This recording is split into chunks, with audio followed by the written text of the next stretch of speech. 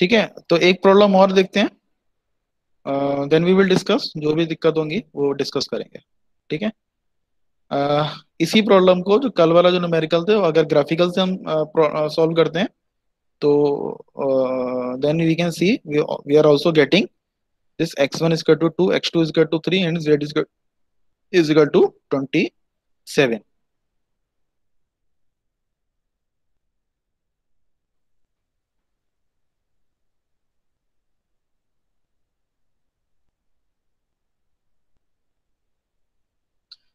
now take the next problem, simplex method। Function is maximize करना है हमें, 2x1 plus 5x2 दिख रहा है ना आप लोगों को स्टूडेंट्स? स्क्रीन दिख रही है? आवाज क्लियर है मेरी?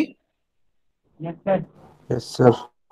ठीक है, तो मैक्सिमाइजेशन का प्रॉब्लम है, maximize z is equal to 2x1 plus 5x2 subjected to condition x1 plus 4x2 is less than equal to 12 24, 3x1 plus x2 is less than equal to 21, x1 plus x2 less than equal to 9, x1 is greater than equal to 0, x2 is greater than equal to 0। तो इसमें लगभग वैसा ही है question, बस केवल अंतर ये है कि इससे पहले वाले क्वेश्चन में नंबर ऑफ कंस्ट्रेंट की, नंबर ऑफ कंस्ट्रेंट इक्वेशन थी 2, यहाँ पर नंबर ऑफ कंस्ट्रेंट इक्वेशन हो जा रही है 3।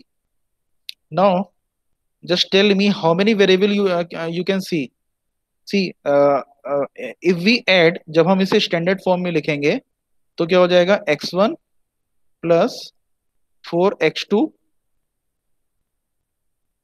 प्लस s1, यानी तीन इक्वेशन है, मुझे सिलेक्ट वेरिएबल तीनों में ऐड करना है। यहां पर s1 आ जाएगा इज इक्वल टू 24। इसी तरीके से इस वाली इक्वेशन में मैं s2 में पूरी इक्वेशन नहीं लिख रहा हूं, इस वाली इक्वेशन में मैं s2 ऐड कर दूंगा, इज इक्वल टू 21 हो जाएगा, और तीसरी वाली इक्वेशन में मैं s3 ऐड कर दूंगा तो कितना हो जाएगा, 9। तो how many variables are there? तीन वेरिएबल मैंने अपने से ऐड करे, क्योंकि मैंने ऐड नहीं करे, सिंपलेक्स मेथड मुझसे कह रहा है कि you need to add the select variable. दो डिसीजन वेरिएबल ऑलरेडी थे, तीन वेरिएबल मैंने ऐड कर दिए, तो how many number of variables are there?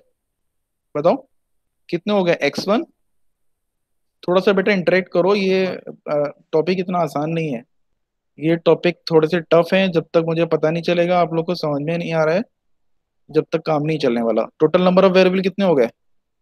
5 5। तो n is equal to 5। 5 total number of equation कितनी हो गई, कांस्टेंट इक्वेशन कितनी हो गई? 3 m is equal to 3। m is equal to 3। ठीक है, तो n माइनस m, ये मैंने कल बताया था हमें क्या करना होता है, n minus m। n minus m कितना आया? 2। 5 माइनस 3 इज इक्वल टू 2। तो नंबर ऑफ बेसिक वेरिएबल रहे 3, और n minus n, this shows number of non basic variable. ठीक है, मैंने कल बताया था कि बेसिक और नॉन बेसिक आपको तब समझ में आएगा जब आप दो तीन प्रॉब्लम कर लोगे। अच्छा, फॉर एग्जाम्पल आप पिछली प्रॉब्लम में भी देखो, इन एवरी इटरेशन बेसिक और नॉन बेसिक की बहुत ध्यान से सुनना, बहुत इंपॉर्टेंट मैं कंसेप्ट दे रहा हूँ, बहुत ध्यान से देखना।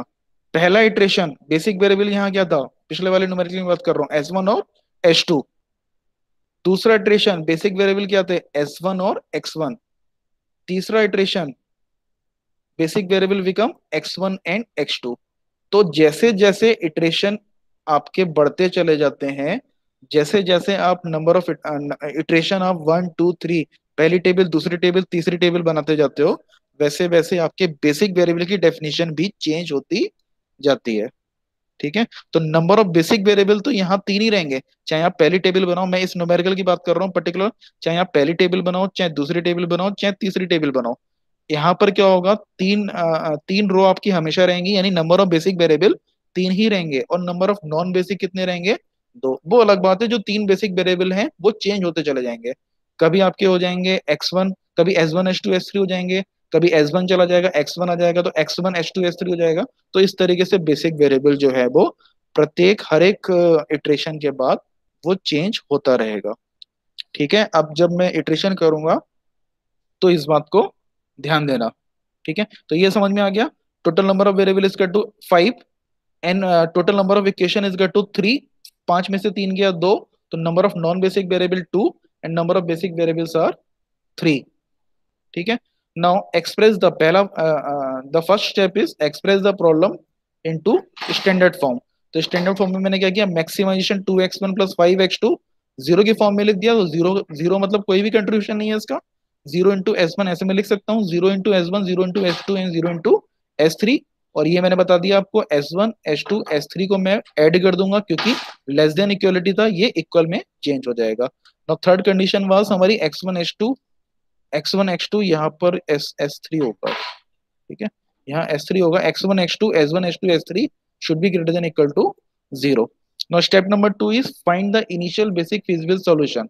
तो यानी पहली टेबल बनाने के लिए हमें होमवर्क करना है, find the initial basic feasible solution में हमें एक्स वन की वैल्यू पुट करनी है और एक्स टू की वैल्यू पुट करनी है। अच्छा, इसमें कोई भी कंफ्यूजन नहीं होना चाहिए। एक या दो न्यूमेरिकल अगर आपने समझ लिए सिंप्लेक्स के, तो कोई सी भी कॉम्प्लिकेटेड प्रॉब्लम आप कर सकते हो हमेशा। Number of non basic variable कितने थे, दो। कौन कौन से थे non basic variable, x one और एक्स टू। हमेशा नॉन बेसिक वेरिएबल को हम जीरो पुट करते हैं। मतलब जो जो भी हमारी क्वेश्चन में जो दे रखा होता है, जो भी क्वेश्चन में हमारे डिसीजन वेरिएबल होते हैं उनको हम जीरो पुट करते हैं, अ, उनको हम जीरो पुट कर देते हैं और उसके बाद बेसिक वेरिएबल की वैल्यू आ जाती है। तो यहाँ पर देखो, हम एक्स वन और एक्स टू को जब पहली वाली इक्वेशन में जीरो पुट कर देंगे, एस वन इजकल टू 24। दूसरी इक्वेशन में X one X two zero put कर देंगे, एस टू इजकल टू 21। तीसरी इक्वेशन में X one X two zero put करेंगे, एस थ्री इजकल टू 9। मेरे ख्याल से मैंने बहुत ज्यादा डिटेल में बता दिया, ये समझ में आ गया होगा सबके। ठीक है, नाउ नीचे देख सकते हो, एक्स वन और X two are the non basic variable and S1 S2 S3 are the basic variable। Again basic plus non basic variable का जो समेशन है वो 5 ही रहेगा।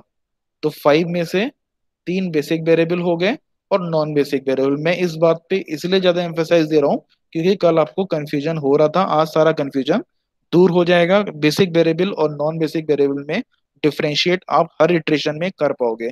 तो सबसे पहले हमारे बेसिक वेरिएबल आ गए S one S two S three, यानी पहली जो टेबल बनानी है हमें सिंप्लेक्स की, उसमें हम बेसिक वेरिएबल लिख देंगे। ठीक है, तो now you can draw the table number one.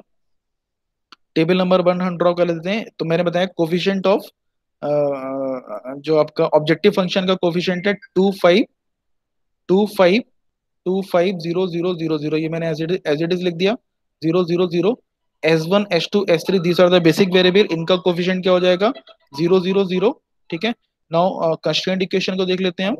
Constraint equation में एक्स वन हो गया 1 4 1 4, एस वन का कोफिशिएंट है 1। अच्छा, इक्वेशन नंबर वन में एस टू और एस थ्री तो है नहीं, तो यहाँ कितना हो जाएगा 0 एंड 0।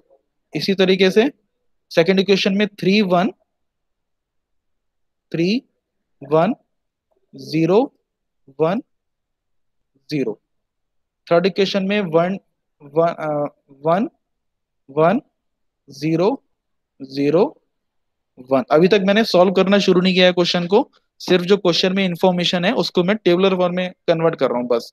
अभी क्वेश्चन को हमने सॉल्व करना शुरू ही नहीं किया है। आरएचएस साइड, आरएचएस क्या है हमारा 24 21 एंड 9। तो आरएचएस हो जाएगा 24 21 एंड 9। यहां तक बताओ, कोई दिक्कत है तो पूछ लो, एनीवन। बस कुछ नहीं किया है मैंने, जो भी क्वेश्चन में इंफॉर्मेशन दे रखे थे वो मैंने सिंप्लेक्स की पहली टेबल में मैंने बस पुट कर दिया और कुछ नहीं किया है। यहाँ तो कोई दिक्कत है तो पूछ लो बेटा। एक दो स्टूडेंट बोलते रहो, नहीं तो मैं बिल्कुल ब्लैंक हो जाऊंगा, मुझे समझ ही नहीं आएगा क्लास में कितने लोग हैं कितने नहीं है। रिस्पॉन्स करते रहो कोई। ये समझ में आ गया? यहाँ तक कोई डाउट तो हाँ नहीं है? हाँ sir, no no sir, simple. आ गया? जी सर। ठीक यस है, सर। ठीक है। तो कोफिशिएंट जो भी था उससे हमने सिंप्लेक्स, ये तो बेसिक हमारा जो प्रॉब्लम है वो हमने टेबल में उतार दी। Now we need to calculate Z J. Z J क्या होता है, सीबीबी मल्टीप्लाई बाई कॉलम। ठीक है, 0 × 1। ठीक है, अभी मैं इसको लिख के नहीं दिखा रहा, लिखने से बहुत टाइम वेस्ट होगा, जो मैं बोल रहा हूँ बहुत ध्यान से सुनो। 0 × 1 प्लस 0 × 3 प्लस 0 × 0 मतलब 0। ऐसे 0 × 4 0 × 1 प्लस 0 × 1 0 एंड सो ऑन। ये सब क्योंकि जीरो ही है तो यहाँ सब में 0 ही आ जाएगा। ठीक है, अगली टेबल में इसमें कुछ वैल्यूज आएंगी, लेकिन यहाँ पर क्योंकि इसका कोफिशिएंट 0 0 है, तो 0 × 24, 0 × 21, 0 × +0 × 9 इज इक्वल टू 0। और सीजे माइनस जेड जे क्या हो जाएगा, 2 - 0 is equal to 2, 2 5 - 0 is equal to 5 5, 0 - 0 is equal to 0 0 0, 0 0 - 0 0 0 0। देखो ये क्वेश्चन भले ही देखने में लेंदी लगे, लेकिन एक बार समझ में आ जाएगा तो जल्दी, बहुत जल्दी जल्दी होगा। Now, what is in the CJ minus ZJ? We observe that most positive term is 5। तो सबसे बड़ी जो टर्म है, मोस्ट पॉजिटिव टर्म है, वो 5 है। यानी ये हमारा क्या हो गया, ये हमारा हो गया key column. This is known as key column. Key column तो मिल गया हमें, लेकिन की रो भी निकालनी है। तो हम क्या करेंगे, आरएचएस को की कॉलम के एवरी एलिमेंट से डिवाइड कर देंगे। यानी 24 divided by 4 is equal to 6। यानी थीटा की वैल्यू निकाल रहा हूं मैं, थीटा की वैल्यू हो जाएगी 6। 21 divided by 1 is equal to 21। 9 divided by 1 is equal to 9। अच्छा, नीचे नहीं निकालनी है, बस इन्हीं तीनों के लिए निकालनी है थीटा की वैल्यू। और थीटा की वैल्यू जो मोस्ट सबसे छोटी जो वैल्यू होगी वो हम ले लेंगे। तो थीटा की सबसे छोटी वैल्यू कौन सी है, 6। तो 6 इज टेकन, यानी ये हमारा की रो क्या हो गया, ये हमारा की रो हो गया। ठीक है, और की एलिमेंट क्या हो गया, दिस 4 इज अवर की एलिमेंट। तो इसको और थोड़ा अच्छे से देखो, यहाँ पर मैंने लिख रखा है 621, 621 9, 621 9। तो ये हो गया हमारा आउटगोइंग वेरिएबल, और ये हो गया हमारा इनकमिंग में। वही फर्स्ट इटरेशन को मैंने हैंड रिटन में भी लिख रखा है, इसको समझो। तो ये हमारा की एलिमेंट आ गया, यहाँ तक समझ में आ गया होगा आपको। ये की एलिमेंट आ गया, की रो और की कॉलम का जो इंटरसेक्शन है वो की एलिमेंट आ गया। आगे यहाँ तक समझ में। अच्छा, जो ध्यान देने वाली बात है, जो पहले इटरेशन में जो आपने देखा होगा, जब पहले इटरेशन में हमने जब क्वेश्चंस को ही उतारा, टेबल की फॉर्म में देखा, तो you can see this is called identity matrix, यानी यूनिटी मैट्रिक्स बन रहा है। ये बाय डिफॉल्ट अपने आप बन रहा है। यू कैन सी जो स्लैक वेरिएबल जो बना रहे हैं, this is a unity matrix. Unity matrix के अलावा जो पूरी मैट्रिक्स कहलाती है, ये बॉडी मैट्रिक्स कहलाती है। ठीक है, तो ये बताना इसलिए जरूरी है, जैसे आप लोग किताब पढ़ोगे ना, तो इसी तरीके की लैंग्वेज यूज कर रखी होगी, बॉडी मैट्रिक्स, आइडेंटिटी मैट्रिक्स, तो आपकी अंडरस्टैंडिंग आसानी से होगी। तो ये यूनिटी मैट्रिक्स आ रही है। अब यूनिटी मैट्रिक्स कौन बना रहा है, S1 S2 S3। अभी हमने देखा S1 S2 S3 are the basic variable for the first iteration only. पहले इटरेशन के लिए S1 S2 S3 basic variable है। दूसरे इटरेशन में कहानी चेंज हो जाएगी। कोई वेरिएबल जो है वो भाग जाएगा सिस्टम से, कोई एंटर कर जाएगा। ठीक है, तो यहाँ पर कौन सा एंटर कर रहा है और कौन सा लीव कर रहा है वो देख लेते हैं। तो ये हमने देखा था मोस्ट पॉजिटिव और most most positive, and this is living element. जो सबसे छोटा था रिप्लेसमेंट रेशियो, तो की एलिमेंट आ गया। ठीक है, इसका मतलब हमें पता चल गया कि x2 एंटर कर रहा है सिस्टम में, x2 एंटर कर रहा है, और S1 जो है वो लेफ्ट कर रहा है। ठीक है, अब जब S1 अगर लेफ्ट कर रहा है, तो जो रो नंबर 1 है वो हमें चेंज करनी है। हमें पता चल गया जब यहाँ पर x2 आ जाएगा, जब x1 जो है वो जब x2 से रिप्लेस करेगा, तो मुझे यहाँ पर 1 चाहिए, क्योंकि यहाँ x2 के रिस्पेक्ट में अब यूनिटी मैट्रिक्स जो बनेगी वो x2 S2 और S3 में बनेगी। आई रिपीट, अब जो यूनिटी मैट्रिक्स बनेगी वो x2 S2 और S3 में बनेगी। तो x2 के रिस्पेक्ट में यहाँ पर 1 आना चाहिए। तो जब 1 आएगा, तो हम 1 आने के लिए हम क्या करेंगे, 4 से डिवाइड कर देंगे। इस पूरे के पूरे रो को हम 4 से डिवाइड कर देंगे। ठीक है, तो यहाँ कर देते हैं 4 से divide. First iteration, now we start the second iteration. तो सेकंड इटरेशन में यहाँ पर मैंने लिख दिया x2, x2 रिप्लेस हो गया। x2 रिप्लेस हो गया, तो x2 का कोफिशिएंट यहाँ मैंने 5 लिख दिया। कोफिशिएंट ऑफ बेसिक वेरिएबल भी रिप्लेस करना पड़ेगा मुझे ना। रो नंबर 1 को हम कैसे चेंज कर रहे हैं, row number 1 is divided by 4।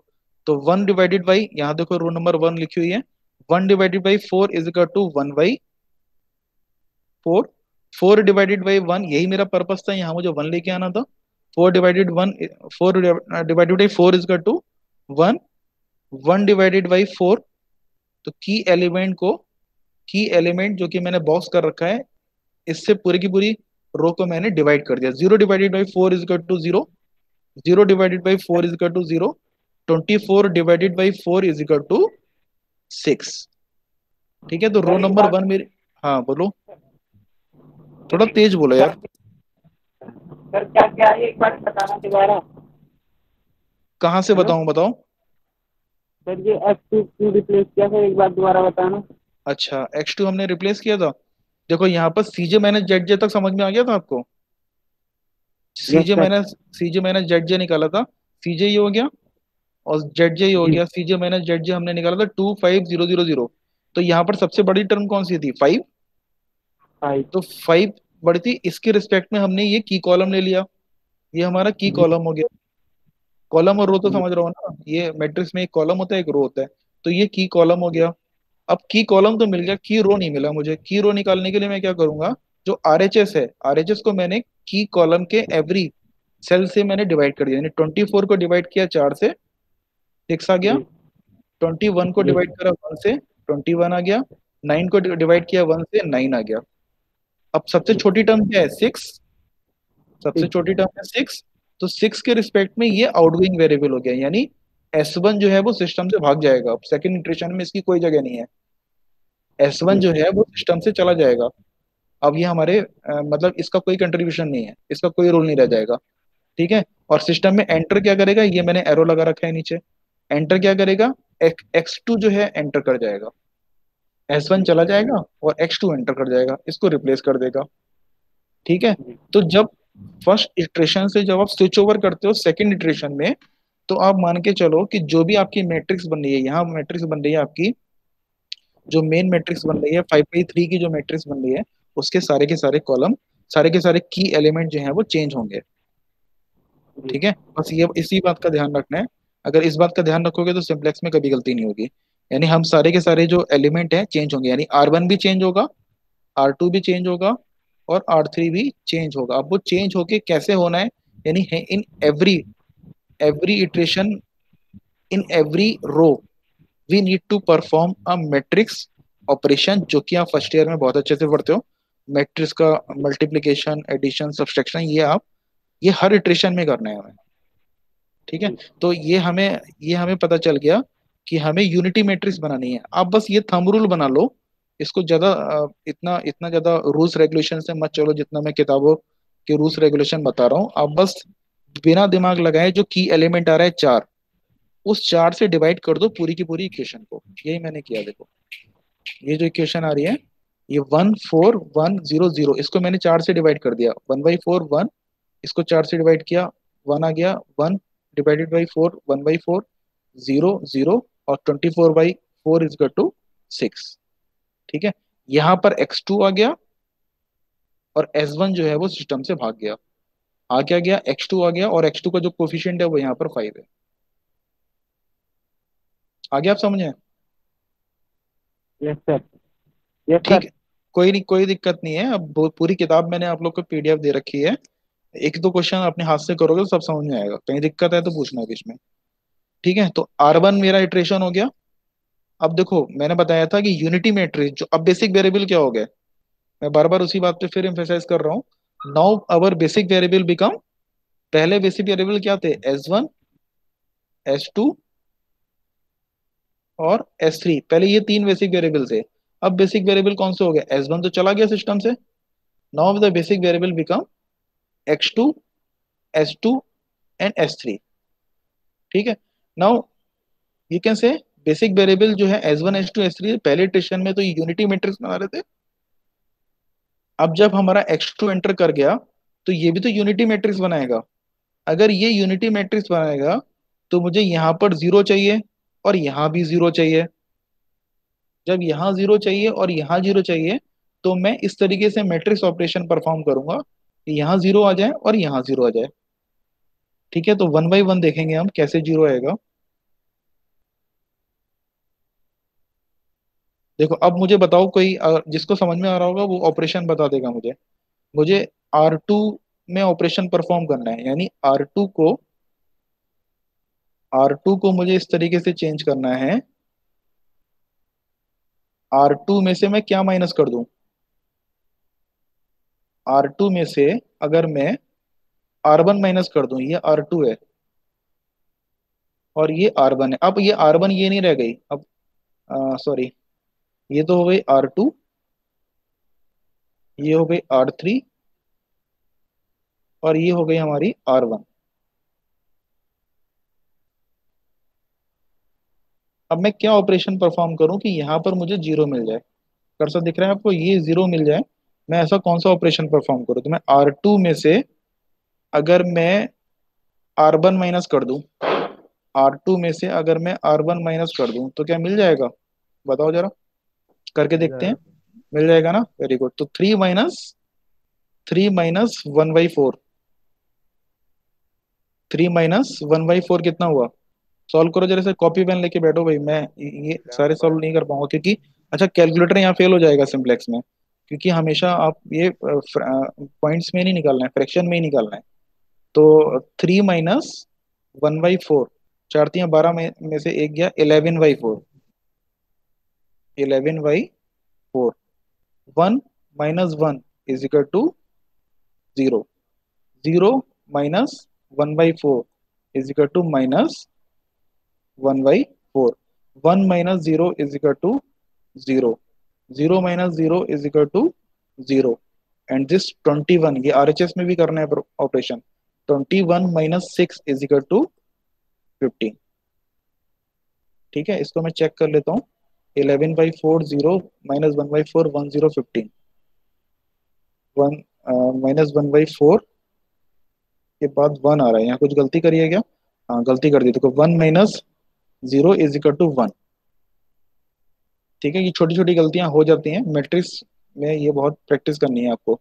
तो 1 - 0 = 1, ये हो गई हमारी पहली रो, आ गई दूसरी रो। अब तीसरी रो में मुझे यहाँ पर जीरो लेके आना है, बताओ क्या करें? ये भी आसान है, एनीवन टेल मी। तीसरी रो में मुझे जीरो लेके आना है, मैं क्या करूँ? R3 - R1। R3 - R1, very good. R3 - R1, तो मैं क्या कर दूं? R3 - R1, R3 - R1। तो R3 में से R1 गया, 1 - 1/4, 3/4। कहीं गलती हो तो बता देना। 1 - 1/4 = 3/4, 1 - 1 = 0, 0 - 1/4 = -1/4, 1 - 1/4, 1 - 0, 1 - 1, ठीक है, 0 - 1/4 सही है। 0 - 0 = 0, 1 - 0 = 1, एंड 9 - 6 = 3। 3/4, 0 - 1/4, 0 1 3, 0 - 1/4 0, सही है। समझ में आ गया? समझ में आ गया?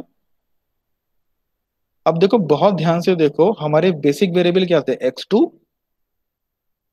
s2 और s3। क्या ये बेसिक वेरिएबल यूनिटी मैट्रिक्स बना रहे हैं? यूनिटी मैट्रिक्स तो सबको पता है ना, यूनिटी मैट्रिक्स बना रहे हैं। देखो यहाँ 1 0 0, 0 1 0, 0 0 1, ऑटोमेटिकली यूनिटी मैट्रिक्स बन गया। Yes sir. अगर ये यूनिटी मैट्रिक्स नहीं बना, इसका मतलब आपने कोई मैथमेटिकल कैलकुलेशन मिस्टेक कर रखी है। यही आपका अलार्मिंग अलार्मिंग सिचुएशन है। आप ये मानकर चलो, सिंप्लेक्स में ये फायदा है, जब आप एग्जाम में अगर कर रहे होगे तो आपको समझ में आ जाएगा कि मैं गलती कर रहा हूँ। और अगर गलती करो तो गलती से ही मत करना है ये क्वेश्चन, क्योंकि उसके बाद पूरा 3 घंटे लगा देगा ये गलती पकड़ में लगाने में। मतलब अगर आप यहाँ पर देखो, इस सेकंड इटरेशन में आपको तुरंत पकड़ में आ जाएगा कि ये 1 हो गया, ये 0 0 यूनिटी मैट्रिक्स, 0 1 0 यूनिटी मैट्रिक्स, 0 0 1। तो यहाँ से आपका चेक हो गया that you are going into the right direction. Unity matrix अगर ऑटोमेटिकली आ गया, मैं तो यहाँ जीरो लाने की कोशिश कर रहा था ना, यहाँ 0 1 अपने आप आ गया, यहाँ 1 0 अपने आप आ गया। ठीक है, नाउ जेड की कैलकुलेशन जरा कोई करके बताओ मुझे, जेड की कैलकुलेशन बहुत, फिर से आप सुनो मेरी बात। 5 × 1/4, 5/4, plus 0 × 11/4 plus 0 × 3/4 is equal to 5/4, 5/4। 5/4।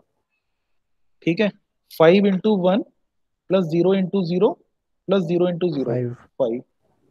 5 into 1/4, 0 into 5/4। अच्छा ये शायद माइनस में था,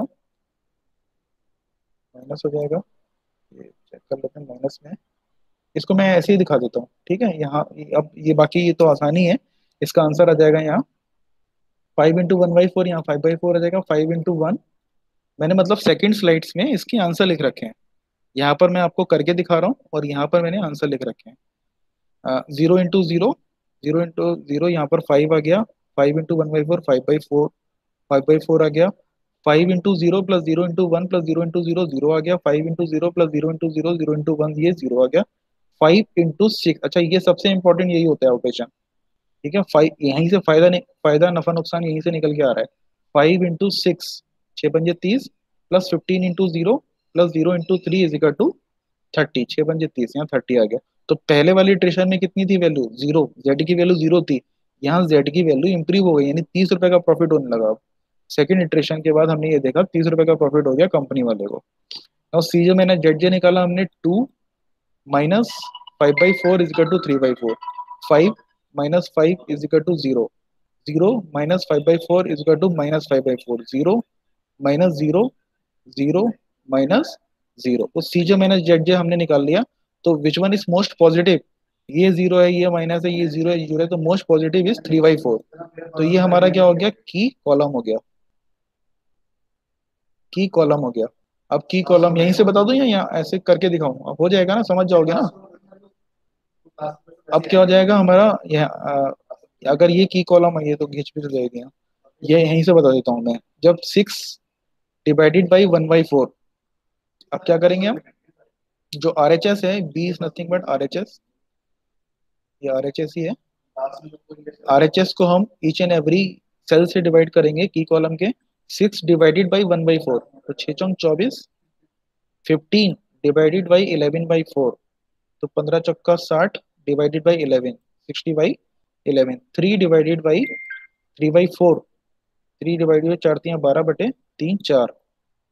12 divided by 3 is equal to 4। तो ये हमारा थीटा आ गया। थीटा में you can see which one is lesser, सबसे कम कौन सा है? ये वाला, 4 इज लेसर। तो दिस इज आउटगोइंग वेरिएबल। तो नाउ टेल मी कौन सा वेरिएबल एंटर कर जाएगा तीसरे थर्ड इटरेशन में? कौन सा वेरिएबल आएगा, कौन सा जाएगा, बताओ जरा। सर S3 जाएगा और S3 X1 चला आएगा। जाएगा, S3 चला जाएगा, और एंटर कौन सा करेगा? X1। एंटर X1 एंटर कर जाएगा, हाँ। ठीक है। Yes sir. तो S3 जो है चला जाएगा, तो यहाँ देखो मैंने लिख लिया S3 चला जाएगा, और S3 चला जाएगा, X1 एंटर कर जाएगा। X1 एंटर कर जाएगा तो X1 का कोफिशिएंट लिख लिया मैंने 2।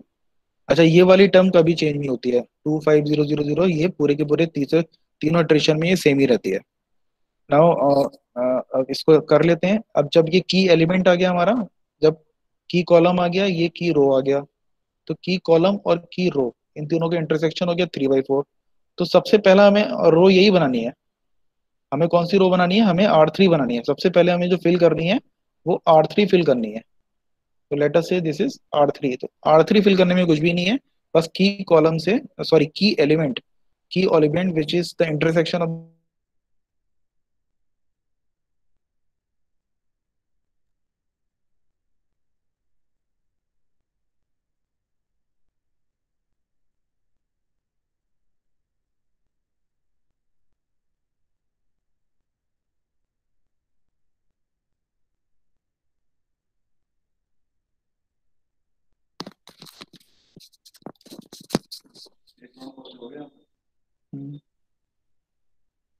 आ रही है बेटा आवाज?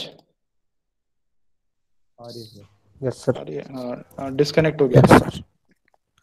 एक सेकेंड बेटा, डिस्कनेक्ट, ठीक है। स्क्रीन प्रेजेंट हो रही है, लाइट चली गई यहाँ पर, डिस्कनेक्ट हो गया। स्क्रीन दिख रही है? दिख रही है सर। चलो मोबाइल से कर लिया मैंने। हम्म। हम लोग क्या देख रहे थे? सेकंड इटरेशन, सेकंड इटरेशन हो गया था। नाउ वी आर डिस्कसिंग होगा थर्ड इटरेशन में। अब सबसे पहले हम लेंगे R3। ठीक है, R3 में कुछ नहीं करना है, 3/4 से डिवाइड कर दो, 3/4 से डिवाइड किया, ये 1, zero zero divided by 3/4 zero, minus 1/4 divided by 3/4, ये हो गया minus 1/3, zero divided by 3/4 is equal to zero, 1 divided by 3/4 is equal to 4/3, 3 divided by 3/4 is equal to divided by 3/4 is equal to 4। अब बताओ इसमें, अब सबसे बढ़िया, ये अगर आगे की ये दो ऑपरेशन आपने बता दिए, सबसे जो ट्रिकी स्टेप होता है वो यही होता है सिंप्लेक्स का। अगर ये दोनों स्टेप आपने बता दिए, इट मीन सिंप्लेक्स में आप कभी भूलोगे नहीं अपने आप, चाहे कितने आगे, तो फिर केसेस हैं बस, आगे सिर्फ केसेस हैं, कॉम्प्लिकेसी बढ़ती चली जाएगी, लेकिन बस बेसिक बिल रिमेन्स है। नाउ यू टेल मी, मैं क्या ऑपरेशन परफॉर्म करूं सो दैट यहाँ पर मुझे जीरो मिल जाए, मुझे यहाँ जीरो चाहिए और यहाँ जीरो चाहिए। तो मैं R2, पहले मैं R1 और R3 में ऑपरेशन परफॉर्म करूंगा, फिर R2 और R3 में ऑपरेशन परफॉर्म करूंगा। तो मैं क्या ऑपरेशन परफॉर्म करूं बताओ मुझे, पहले मैं R1 में करता हूँ, R1 में से मैं क्या माइनस करूं, R1 को मैं चेंज कर रहा हूँ so that R1 minus what, R1 को मैं किससे माइनस करूं। तो बहुत सिंपल है, आप जब देखोगे तो यहीं से समझ में आ जाएगा। R1 में से मैं क्या माइनस करूं, R3 में मैं क्या मल्टीप्लाई करूं कि यहाँ पर जीरो हो जाए, और R1 में से माइनस कर दूं, हिंट दे रहा हूं मैं, बताओ कोई, मुझे यहाँ आर जीरो थ्री लेके आना में R3 में 1/4 से मल्टीप्लाई कर दो सर, और है। माइनस कर आर दो थ्री R1। में 1/4, वेरी गुड, R3 में 1/4 से मल्टीप्लाई करके R1 में से माइनस कर दूं, यही कह रहा हूँ। Yes sir. वेरी गुड, तो R1 में, R3 में से R3 को मैं डिवाइड कर देता हूँ 4 से, या मल्टीप्लाई कर देता हूँ 1/4 से, एक ही बात है, ठीक है। R1 माइनस R3, इसको मैं 1/4 से मल्टीप्लाई करके R1 में से माइनस कर दूंगा। कर दूं, मैं डायरेक्ट कर दूं, समझ में आ गई ना बात। देखो, यहाँ 1 R3 में से, R3 को मैंने वही किया, R1 में से माइनस किया 1/4 इंटू R3, यानी R3 को मैंने क्या किया, 1/4 से मल्टीप्लाई किया। तो R3 1 into 1/4, 1/4, zero into 1/4 zero, minus 1/3 into 1/4 minus 1/12, zero into 1/3 is equal to zero, 4/3 into 1/4 is equal to 1/3, और 4 into 1/4 is equal to 1। R1 को मैंने ऐसे एज इट इज पेस्ट कर दिया, R1 को मैंने पेस्ट कर दिया, R1 है हमारा 1/4, 1, 1/4, 0, 0, 6, 0, 0, 6। अब इन दोनों को माइनस कर दो, 1/4 minus 1/4 is equal to zero, sorry, ये यहाँ पर आएगा जीरो। तो पहला ऑपरेशन में परफॉर्म कर रहा हूँ, zero, 1 minus zero is equal to 1, 1/4 minus, minus का 1/12, बताओ कितना होगा, 1/4 माइनस माइनस 1/12, प्लस हो जाएगा, वन बारह बाई नीचे थ्री आ आएगा। जाएगा, 3। 1/3, 1/3 आएगा, ठीक है। 1/3 आ गया, zero minus zero, 0 zero, zero minus 1/3, -1/3। Minus का 1/3, 6 - 1 इज इक्वल टू 5। ठीक है, आ गया समझ में। अब बताओ, आर आर ये तो मेरी R1 लॉक हो गई, R1 आ गया। अब बताओ R2 कैसे निकालूंगा, R2 में क्या मैं ऑपरेशन परफॉर्म करूं, R2 माइनस व्हाट, R2 में मैं क्या करूं, अच्छा ऑपरेशन जो है वो R3 से ही परफॉर्म करना है, इस बात का ध्यान रखना है हमें। R3 में मैं क्या मल्टीप्लाई कर दूं, 3/4। 3/4 ना, नहीं सर, 11/4। 11/4, यहाँ देखो R2 में क्या आ रहा है, R2 में आ रहा है 11/4,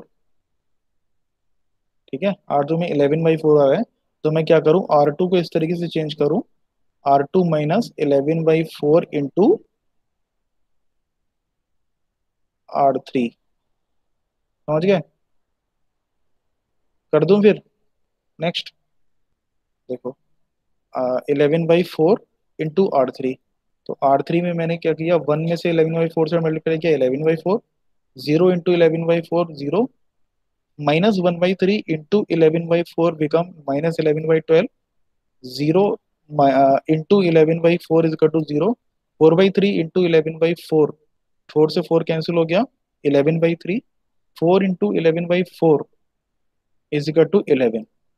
ठीक है, R2 को मैंने ऐसे ही उतार दिया, 11/4 0 -1/4 1 0, 11/4 0 -1/4 1 0 और 15। ठीक है, इसको मैंने एज इट इज उतार दिया।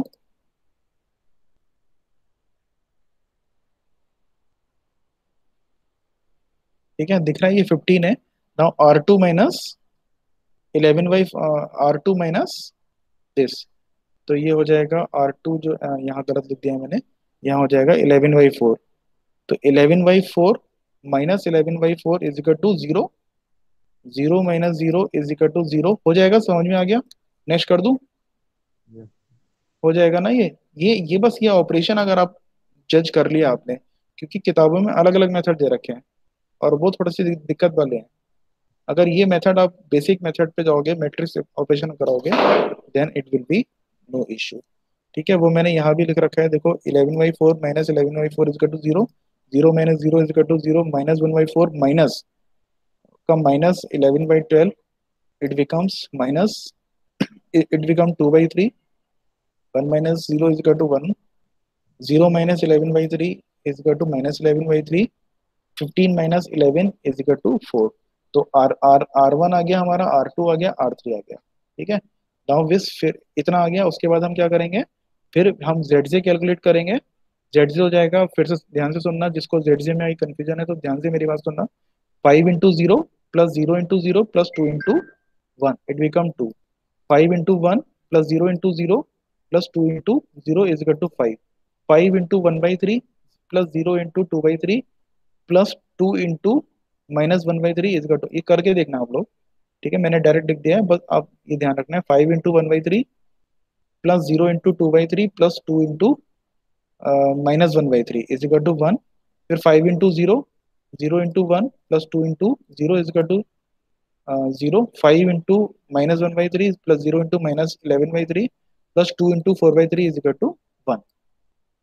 ठीक है, और सीजे माइनस जेड जे निकाल लेंगे, सीजे माइनस जेड जे निकाल लेंगे, तो ऊपर की वैल्यू तो फिक्स ही थी, ऊपर की वैल्यू थी हमारी 2500, सीजे की वैल्यू थी 2500 एंड 0, तो ये कितना हो जाएगा, 2 minus 2 is equal to 0, 5 minus 5 is equal to 0, 0 minus 1 is equal to -1, 0 minus 0 is equal to 0, 0 minus 1 is equal to -1।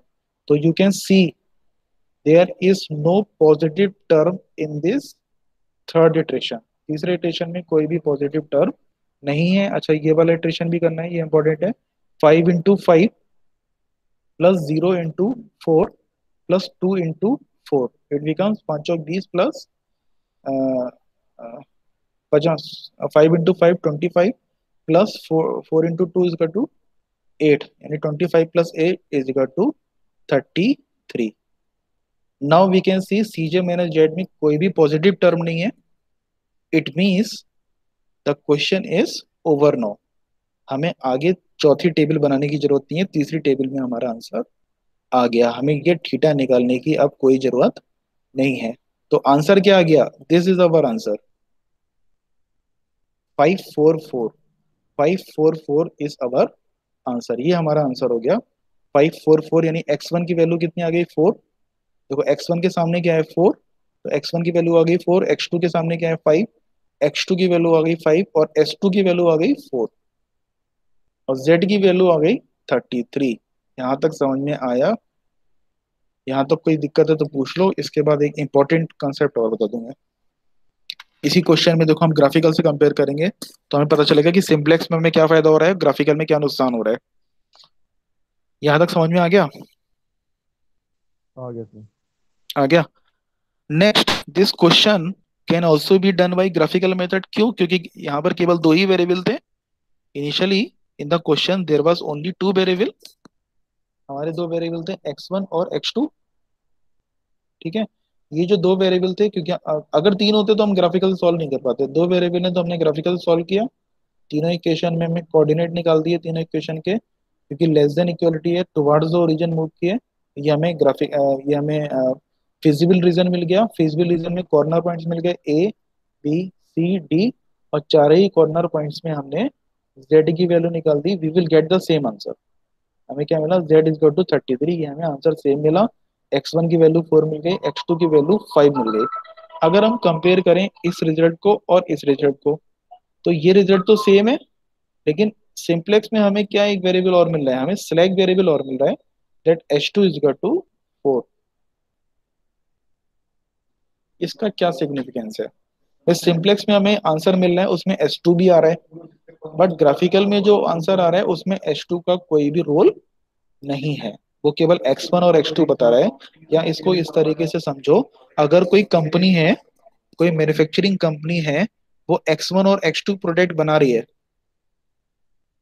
ठीक है, अ, और इस तरीके से बना रही है कि उसे मैक्सिमम प्रॉफिट हो रहा है, यानी 33 रुपीज का मैक्सिमम प्रॉफिट हो रहा है, तो व्हाट इट्स h2 क्या डिनोट कर रहा है? कोई गैस कर सकता है? अगर हमें सिंप्लेक्स में ये h2 भी आ रहा है, तो कंपनी का जो मालिक है उसे उसे क्या इंडिकेशन हो रहा है? ये h2 अगर वो सिंप्लेक्स से ये प्रॉब्लम सॉल्व कर रहा है, तो h2 क्या इंडिकेट कर रहा है? कोई बताएगा कि गैस करके बता सकता है?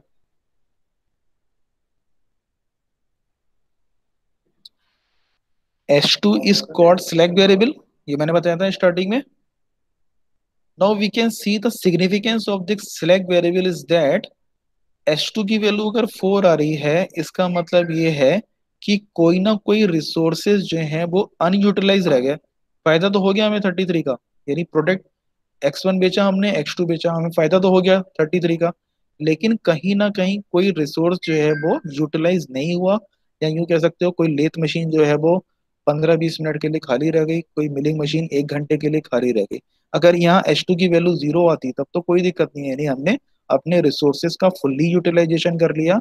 लेकिन यहाँ स्लैग वेरिएबल की वैल्यू अगर कुछ आ रही है, ये कंपनी वालों के लिए इंडिकेशन है कि कहीं ना कहीं रिसोर्स जो है फुल्ली यूटिलाइज नहीं हो पाया। He can work on this, और उससे छोटे मोटे प्रोडक्ट वो बना सकता है, उतने समय के लिए वो अपने रिसोर्स को यूज कर सकता है। This is the significance of this slag variable.